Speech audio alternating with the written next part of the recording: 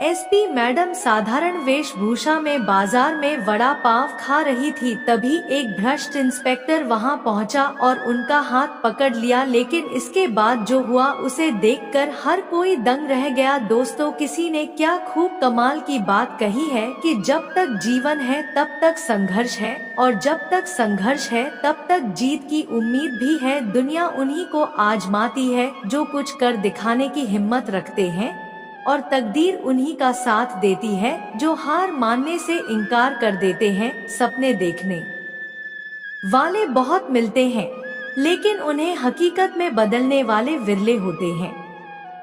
कठिनाइयां हमेशा कमजोर को तोड़ने और मजबूत को निखारने आती हैं।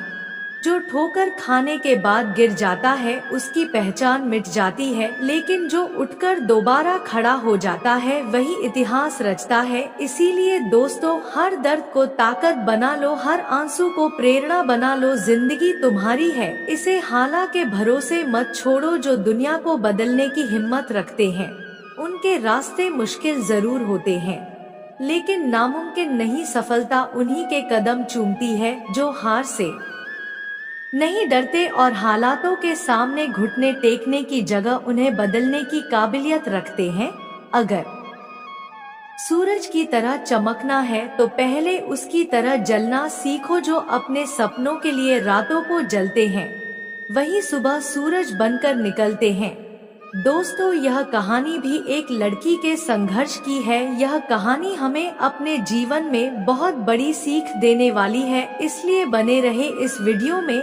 वीडियो की समाप्ति तक झारखंड के एक छोटे से गांव सूरजपुर में रहने वाली संध्या की जिंदगी खुशियों से भरी हुई थी। शादी को 4 साल ही हुए थे और 2 साल पहले उसने एक प्यारी सी बेटी श्रुति को जन्म दिया था। उसका घर भले ही साधारण था, लेकिन परिवार के साथ उसका जीवन संतोषजनक था। परंतु किस्मत को कुछ और ही मंजूर था। एक दिन एक भयानक हादसे में उसके पति अजय की मृत्यु हो गई। इस अचानक आई विपत्ति ने संध्या की दुनिया ही उजाड़ दी। अभी वह अपने दाम्पत्य जीवन के शुरुआती सफर में ही थी और उसकी मासूम बेटी श्रुति केवल 2 वर्ष की थी। संध्या के लिए यह एक ऐसा क्षण था जब उसे लगा कि उसकी पूरी दुनिया ही खत्म हो गई हो। गांव के लोग तरह तरह की बातें करने लगे। कुछ ने सहानुभूति दिखाई तो कुछ ने उसे एक बोझ समझ लिया। कुछ ने कहा बेचारी औरत अब कैसे जिगी, तो कुछ ने सलाह दी इसे दूसरी शादी कर लेनी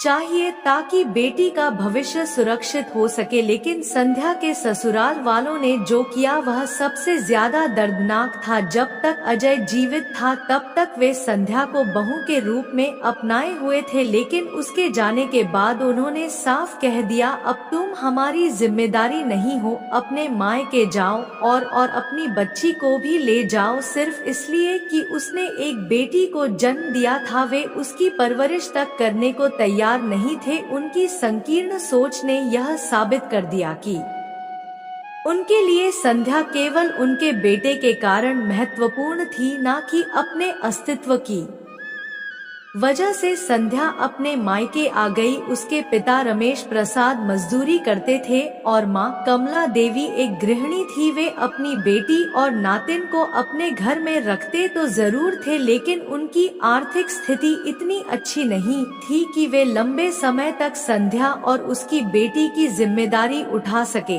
वे कुछ बोलते नहीं थे, लेकिन संध्या उनकी आंखों में छुपी बेपसी को पढ़ सकती थी। कुछ दिनों तक संध्या चुप रही, लेकिन जल्द ही उसने समझ लिया कि अब उसे खुद ही अपनी और अपनी बेटी की जिंदगी संवार होगी। अगर वह हाथ पर हाथ धरे बैठी रही तो न केवल उसकी बेटी का भविष्य अंधकारमय होगा, बल्कि उसके माता पिता भी भारी आर्थिक संकट में आ जाएंगे। एक दिन संध्या ने निर्णय लिया कि अब वह गांव छोड़कर रांची जाएगी और वहां कुछ काम तलाशेगी। अब उसके लिए दुनिया में सबसे बड़ा लक्ष्य था अपनी बेटी को पढ़ा लिखा कर एक सफल अधिकारी बनाना। उसने अपनी मां के पैर छुए, अपने पिता का आशीर्वाद लिया और छोटी सी श्रुति को गोद में लेकर गांव से निकल पड़ी। उसे यकीन था कि यह सफर आसान नहीं होगा, लेकिन जो अपनी राह खुद बनाते हैं, उन्हें दुनिया सलाम करती है।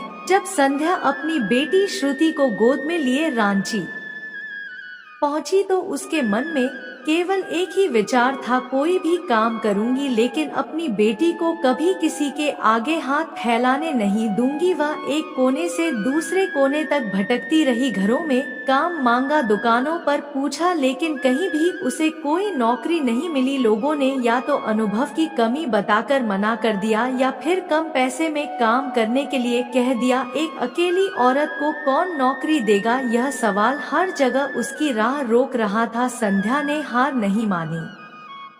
उसने सोचा, अगर कोई मुझे नौकरी नहीं दे सकता तो मैं खुद कुछ करूंगी। उसी दौरान उसने देखा कि शहर में वड़ा पाव बहुत लोकप्रिय था, लोग इसे चाव से खा रहे थे और यह सस्ता भी था। संध्या को लगा कि यह काम आसान और फायदेमंद हो सकता है। अगर मैं खुद बड़ा पाव बना सकती हूँ तो क्यों ना इसे बेचकर अपना गुजारा करूं। थोड़ी सी पूंजी जुटाकर उसने गांधीनगर कॉलेज के पास एक कोने में छोटा सा ठेला लगा लिया। सुबह सुबह आलू उबाल मसाले तैयार करती और फिर कॉलेज खुलने के समय पर ठेले के पास पहुंच जाती। पहला दिन डर और संकोच से भरा था, लेकिन जब उसके बनाए वड़ा पाव को लोगों ने पसंद किया तो उसका आत्मविश्वास बढ़ गया। धीरे धीरे उसका व्यापार अच्छा चलने लगा, लोग उसकी दुकान से रोज वड़ा पाव खरीदने लगे। उसका बनाया हुआ वड़ा पाव स्वादिष्ट था और किफायती भी। अब उसकी कमाई इतनी होने लगी थी कि वह अपनी बेटी की बुनियादी जरूरतें पूरी कर सके। संध्या हमेशा श्रुति को अपने साथ रखती। उसकी दुकान के पास एक छोटी सी जगह थी जहां